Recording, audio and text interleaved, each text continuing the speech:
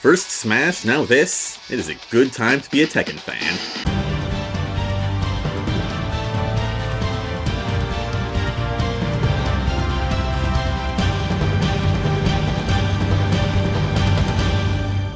Good morrow everyone, Silvershire here, and welcome to a bonus Sunday video because holy crap, there's a Tekken animated series coming to Netflix. I'm going to go through the trailer and point out any Easter eggs or references I can find, as well as discuss my hopes and fears. Beware minor spoilers, assuming this series even ends up following the plot of the games.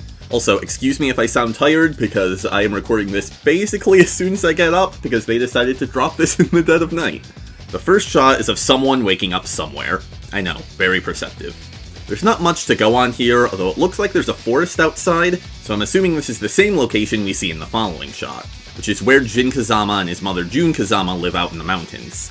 If I had to take a guess, I would say this is right after Jin wakes up from his prophetic dream about Ogre attacking.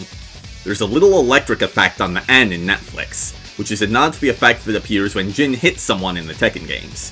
His father Kazuya Mishima and his grandfather Heihachi Mishima have similar electric effects, but only Jin's is red. We'll be talking more about these hit effects momentarily. We then see Jin and Jun training. Neither of these costumes are taken directly from the games, although Jun's is very similar to her classic 2P, albeit with longer pants and sleeves. Throughout this trailer, Jun keeps telling Jin that he must control his anger, and that the first enemy he must defeat is himself.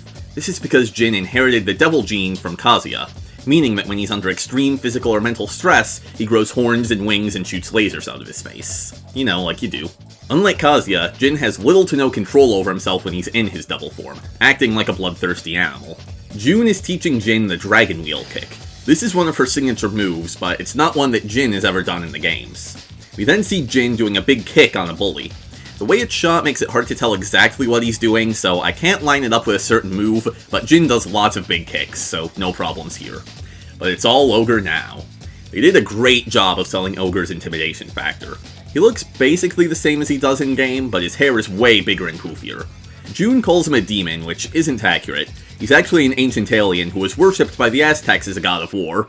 Man, I love Tekken lore. This means that A, they're changing his backstory for this series, B, Jun is mistaken about what he is, or C, I'm thinking way too hard about this.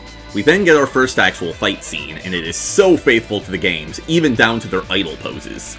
Jun once again does a Dragon Wheel kick and then a spin kick, which is another move taken straight from the games. Ogre responds with an attack that does not belong to him but to his powered up alter ego True Ogre, that being the final hit of Triple Hammer.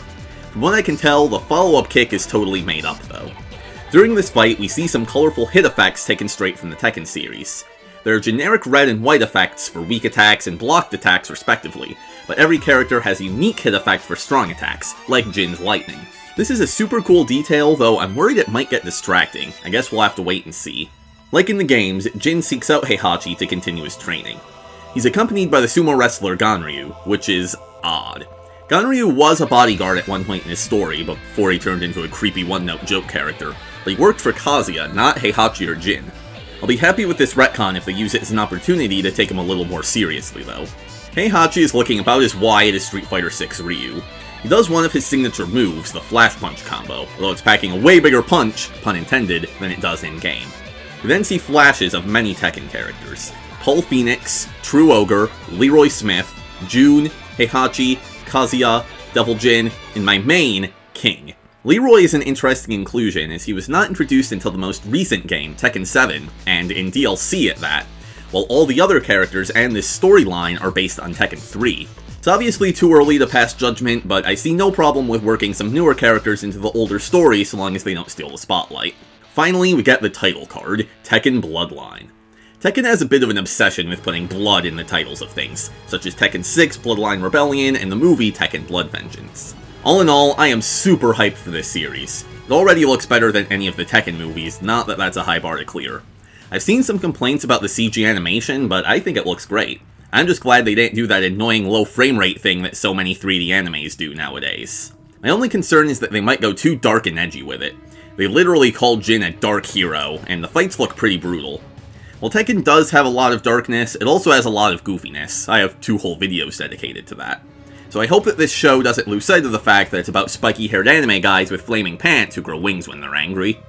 But with that, I'm gonna leave this video here. Let me know your thoughts on this trailer in the comment section down below. Thank you so much for watching, I hope you enjoyed, and until next time, I bid thee farewell. Welcome to the first episode of my brand new series, Palette Swap, where I rank the costumes and character designs of your favorite fighting games. This seems like a pretty salad roster. Wait, salad roster?